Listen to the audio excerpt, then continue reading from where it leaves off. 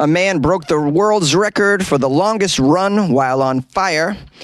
A Japanese woman was arrested for making over 2,000 false emergency phone calls, and a cruise line apologized after whales were slaughtered in front of all the passengers.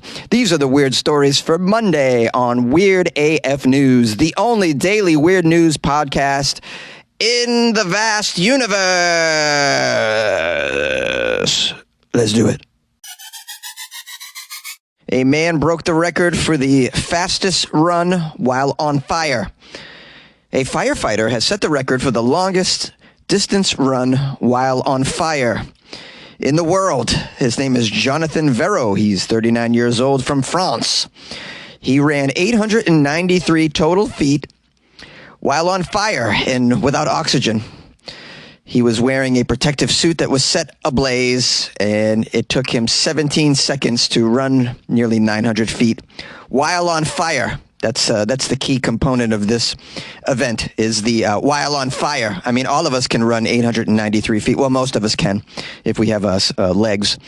But I mean, how often do you do that on fire? What is this for? Just for fun? Just weekend fun for Jonathan Vero? Or is this some sort of Olympics I've never heard of? The Olympics of Death. The Dangerous World Olympics. The article says that this event seems like an odd one, but the record has been broken 7 times since 2009, so a lot of people just trying to see how fast they can run while on fire and without oxygen. The record's actually called Longest Distance Full Body Burn Run Without Oxygen, according to the Guinness Book of World Records. The record was originally set in 2009 by some maniac named Keith Malcolm in the UK. Our guy Vero, who just broke it, spent 3 months training for this feat. Can you imagine training for this? How many times was he on fire running around training for this? I'm amazed. That's a tough sell on the wife. Honey, I want to do something with my life. You know, I don't know, maybe break a record. Oh, honey, that's great. What record do you want to break? Maybe can you make the most scrambled eggs in 10 minutes or something? Maybe you want to eat the most shrimp in 10 minutes or something. No, I think I was just going to run and see how fast I can run when I'm on fire. Oh, that's, I need to check our insurance policy to see if I can approve that. We do have a child you must consider. Now, it says here the most recent record running while on fire was 670 feet. That guy died after 670 feet, just keeled over and burnt to a crisp. They come over and slap him with a medal. Okay. It says our guy Vero ran more than 200 feet further than that, and he did it 7.58 seconds faster. This guy's like unbelievable running on fire. He says, quote, I'm sorry. He says, I've always had a passion for fire. I haven't stopped playing with fire since I was a child. Wow, this guy's awesome, man. This is the guy you want at a birthday party. His own birthday party, you know, when he blows out the candles. He doesn't just blow out the candles. He puts his face right in the candles for 10.2 seconds. Breaks the record for that, too. Vero is not just a firefighter. He's also a stuntman. He's used to being engulfed in flames, he says. He performs stunts such as fire juggling and fire eating, and he does the human torch, where he sets his whole body on fire. He says he likes to push it to the limits with fire, and that's pretty clear. He says, though, I've still got a lot to try and a lot of records to go for. Oh, boy, this poor guy. Very concerned with this guy. I don't know if he's going to make it much longer, so... well, go for the gold, boy. Go for the gold, you know. Do all kinds of stuff while you're on fire. See if you can, I don't know how many jumping jacks you can do while you're on fire. Maybe, I don't know, can you play sports while you're on fire? Maybe throw the javelin.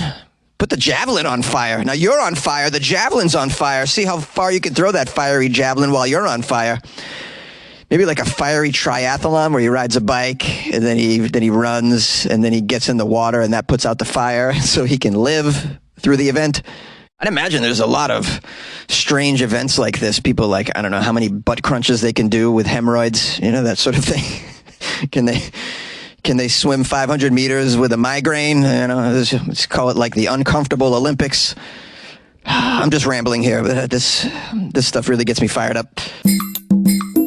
A Japanese woman was arrested after making over 2,000 false emergency calls.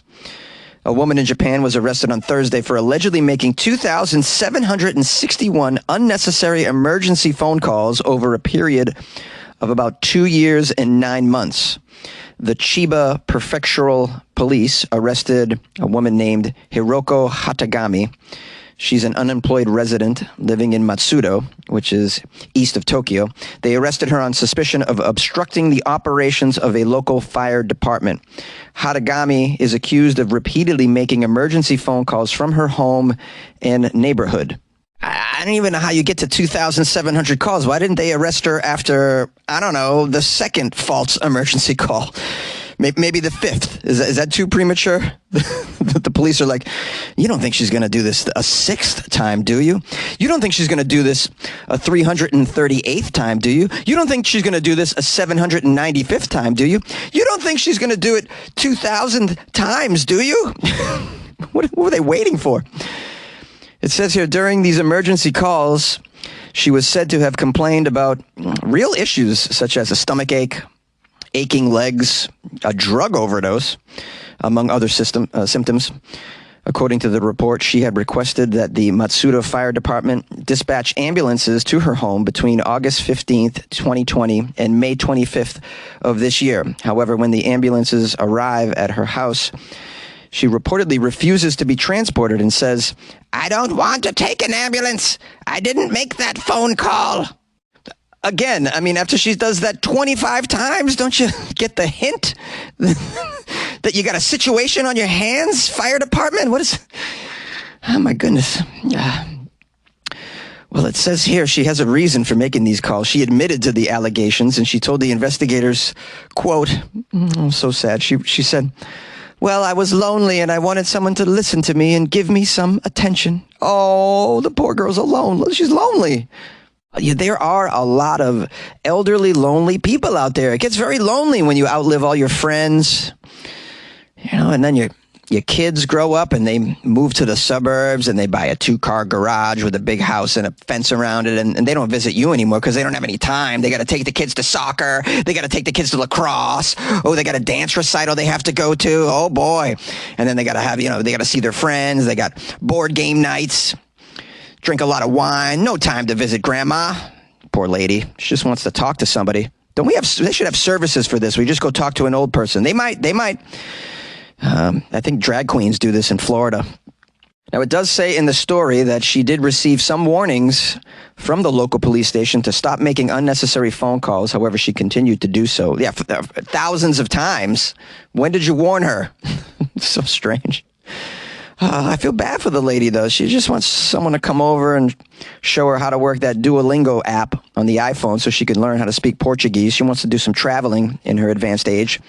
Maybe she couldn't reach something, People need help reaching things. Maybe she just wants to complain that her grandkids don't visit her anymore or call her on her birthday. There should be services for this. A separate phone number, really, where a person can just complain about their family. I would use that often. It says here in 2013, Japanese police arrested another woman for calling them more than 15,000 times over a 6-month period. That's crazy. 15,000 times? How do you get away with this?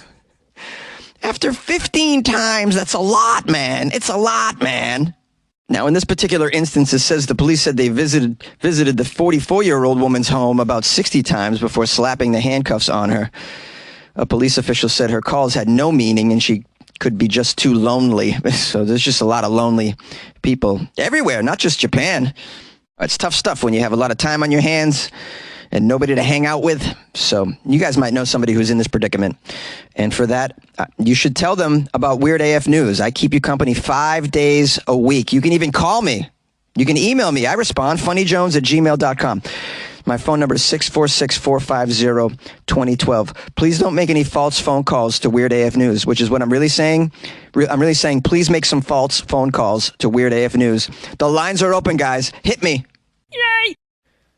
Do you want to create a podcast? Spotify's platform lets you easily make, record, and distribute a podcast and even earn money all in one place for free. It's called Spotify for Podcasters.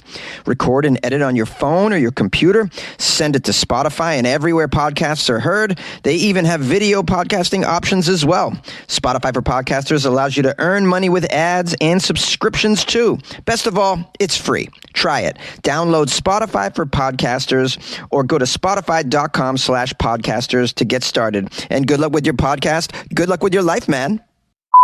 A cruise line apologizes after dozens of whales are slaughtered right in front of the passengers. This is horrible. A cruise ship pulled up for a beautiful view, and then blood in the water. A luxury cruise ship full of passengers was exposed to a very gruesome sight after docking at the Faroe Islands capital of Tórshavn over the weekend. I don't think I pronounced that correctly. Tórshavn? Someplace I can't pronounce. Specifically, locals were in the process of butchering 78 long-finned pilot whales, which is a type of dolphin, in the adjacent bay. Their activity tinted the surrounding waters with blood. It was such a traumatizing view that the cruise ship operator issued an apology, writing that, quote, "We strongly object to this outdated practice." The company further noted, "We confirm that the arrival of the Ambition cruise in the Faroe Islands today coincided with the culmination of a hunt of 40-plus pilot whales in the area. We were incredibly disappointed that this hunt occurred at the time that our ship was nearby. The yearly practice of hunting and slaughtering pilot whales, dubbed grindadrap, it's called grindadrap. It dates back hundreds of years in the autonomous Danish territory. This is a group of 18 volcanic islands between Iceland and Norway, in case you're wondering what part of the world this is, where they slaughter these whales every season. The tradition involves hunters forming a circle of boats around the helpless animals and driving them into a shallow bay. Once they're beached, they are slaughtered by men armed with knives. More than 500 dolphins have been killed since hunting resumed in May through mid-June. The practice draws plenty of criticism. Activists and conservationist groups oppose the slaughter, of course. And volunteer pressure from a group called Blue Planet Society calls this most recent hunt, quote, "another sickening massacre of the pilot whales." Locals, however, in the area have historically defended the hunt. It's a tradition. We have a Faroe whale expert named Bajani Mikkelsen. Barney. I'll just call him Barney. Barney says, "Yes, we are very proud of this practice. We will continue as long as we decide." Other netizens had a straightforward solution to save future cruise ship passengers from watching the slaughtering of the pilot whales. "It's simple," wrote somebody. "Exclude the Faroe Islands from your route completely. Just don't support their economy in any way until they stop this. You have the power. You should make them stop." However, the Faroe Islands government responded, saying that this hunt is part of the island's sustainability efforts and that the meat and blubber from this hunt is distributed equally among those who participate. Hunting and killing methods have been improved to ensure as little harm to these whales as possible. All hunters must now obtain a hunting license in order to kill a whale. In addition, records of all the whale hunts have been kept since 1584, and the practice is deemed sustainable as there are an estimated 778,000 whales in the eastern North Atlantic region. Approximately 100,000 swim close to the Faroe Islands, and the Faroese hunt an average 800 pilot whales annually. In 2023 alone, the Faroe Islands has registered 646 whale killings to date, including the 78 on Sunday when the cruise ship arrived. Well, it sounds like A, they're not putting that large of a dent into the overall population, and B, it is a tradition.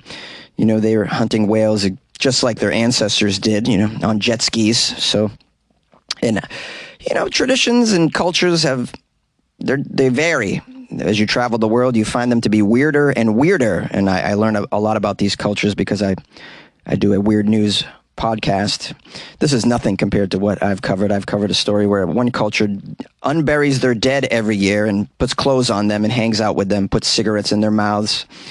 You can Google that. I mean, there's just a lot of this weird stuff that goes on. It's sad that you had some people on a cruise ship that were exposed to this horror, and to an outsider, it does seem like horror, I'd imagine. It says here, in addition to the passengers that were on the cruise line, there were some conservationists and biologists who lead a tour of the local sea life, it sounds like, and imagine coming upon that while you're announcing. And you'll look to your right, you'll see the pilot whale. It has a very short fin. Oh, it was cut off. The short fin was cut off. Oh, boy, horrible. You'll notice, they cut the head off. Yes, they have a bulbous melon head with no obvious rostrum. The dorsal fin is far, far forward on its body. Whoop, now that's not on its body anymore. It has a relatively long base, tough to see with all the blood. The body is black or dark brown usually. Today it's very, very red. Normally they have a large gray saddle behind the dorsal fin, but that's difficult to see with all the blood in the water. Sorry, everybody. When's lunch? Yay! Hi, my loyal listeners. Thanks again for spending a little time with the Weird AF News podcast, the Monday episode. Hope you enjoyed it. Hope you had a great weekend. Shout out to everybody who reached out to me over the weekend, complimenting me on the Florida Friday episode. It's a pretty decent one. We're getting better all the time. We're getting better all the time. Better, better, better. Just like the Beatles said, we're getting better all the time. And I hope you're getting better all the time. And if you're not, work on yourself. What's wrong with you? Come on now, take your vitamins. Cut down on the grease, Maybe take some consciousness expanding chemicals. Get yourself to another higher plane. You can do it. I believe in you. The Weird AF News podcast will help you get there, by the way. You should listen to that every day. It's a good daily vitamin for your mental health. Because it's good to laugh. You should laugh every day. Laugh as often as possible. You're not going to laugh at the mainstream news. No, you're going to cry. But Weird AF News, maybe you'll have a couple of chuckles. I can't guarantee that every segment is funny, but, maybe 1 out of 3. Yeah. Hey, if you're batting 1 out of 3, that's enough to get you into the Hall of Fame, if it's baseball. I don't know if I can compare podcasting to baseball, but I'm gonna, because I'm a big sports fan. Anyways, I'm rambling per usual because the caffeine is legit. If you guys would like to call the show, I have a phone number here. You can leave a message, 646-450-2012. I'll probably publish some phone calls on tomorrow's episode. So leave some messages for Jonesy. Say hello. Tell me what you liked. Prank call me. Do all that. If you'd like to support the show, pretty easy. Go to weirdafnews.com and you can click on the Patreon banner, or you can buy Jonesy a coffee. You can click on that Buy Me a Coffee banner as well. And then you can keep Jonesy caffeinated. You can also go to patreon.com/weirdafnews or download the Patreon app on your smartphone and do a search for Weird AF News, and that'll get you there as well.